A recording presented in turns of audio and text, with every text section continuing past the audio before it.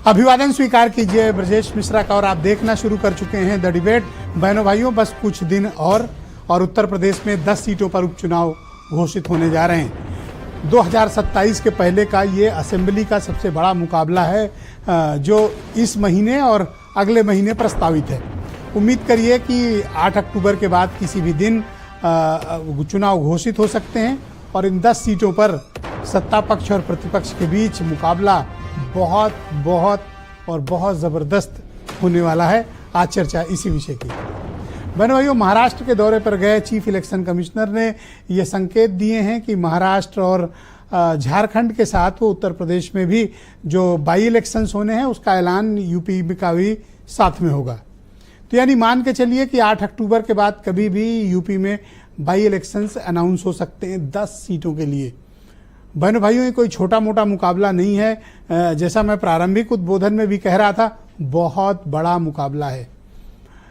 4 जून को आए परिणाम के बाद ये तकरीबन 4 महीने के बाद ये एक बहुत बड़ा मुकाबला रूलिंग पार्टी और अपोजिशन के बीच होने जा रहा है, जहां से फिर एक बार बहुमत किसके साथ है इसका टेस्ट होगा।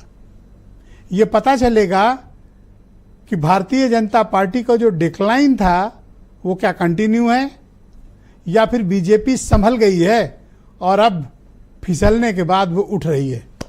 और ये भी टेस्ट हो जाएगा कि अपोजिशन की जो ताकत थी 2024 के जनरल इलेक्शंस में वो क्या बनी हुई है, नीचे है या फिर ऊपर उठी है।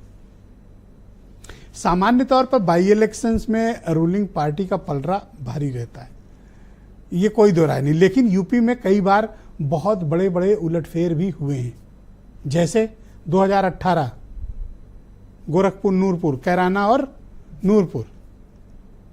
लेकिन उसके बाद के जो और असेंबली इलेक्शंस हुए मुकाबला अच्छा हुआ, बराबर का होता था, जबरदस्त रहता था, मैनपुरी वाले को छोड़ दें तो।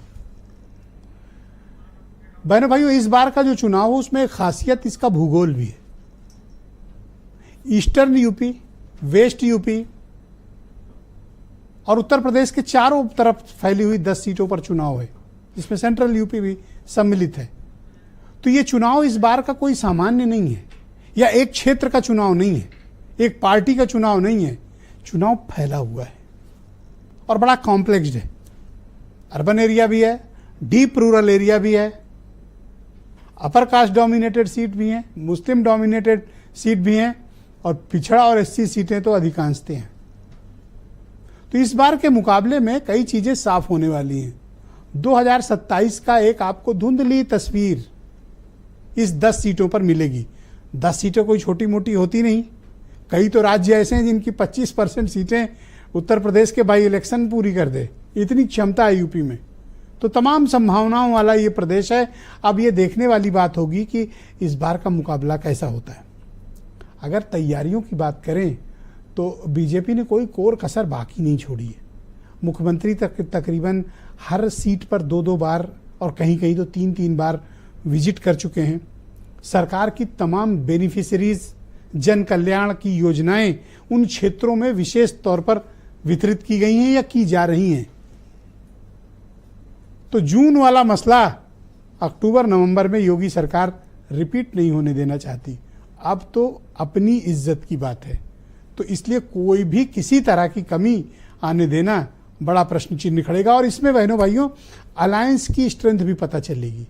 अलायंस से मेरा तात्पर्य समाजवादी पार्टी कांग्रेस के रिश्ते, बीजेपी और आरएलडी के रिश्ते, बीजेपी और निषाद पार्टी के रिश्ते, बीजेपी और राजभर पार्टी के रिश्ते, ये सब कुछ एसिड टेस्ट होने जा रहा है। बस कुछ दिनों में आपके सामने दोबारा से संग्राम और उत्तर प्रदेश में चुनाव घोषित होंगे। तो इस बार के चुनाव में मुद्दे, क्षमताएं, अलायंस, इन सारे मुद्दों पर हम खुली चर्चा आज की इस डिबेट में करने वाले हैं। आप कुछ स्टेटमेंट सुन लें, फिर आज की डिबेट हम आगे बढ़ाएंगे। हम सब लोग पूरी तरह से अपनी पूरी ताकत के साथ में चुनाव के इस वातावरण को मजबूत बनाने में लगे हुए हैं।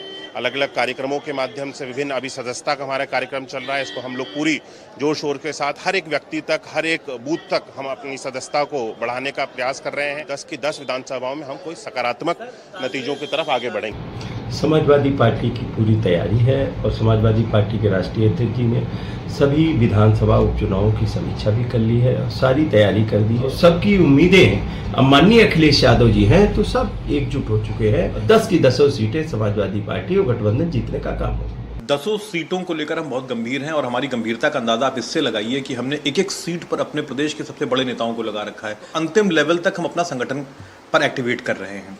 मैं तब भी बार बार कहता था कि हम मिलकर चुनाव लड़ेंगे, एमिकेबली बैठकर हम लोगों के बीच चीजें तय हो जाएंगी, सीटें तय हो जाएंगी और वही हुआ। इस बार फिर वैसे ही होना है।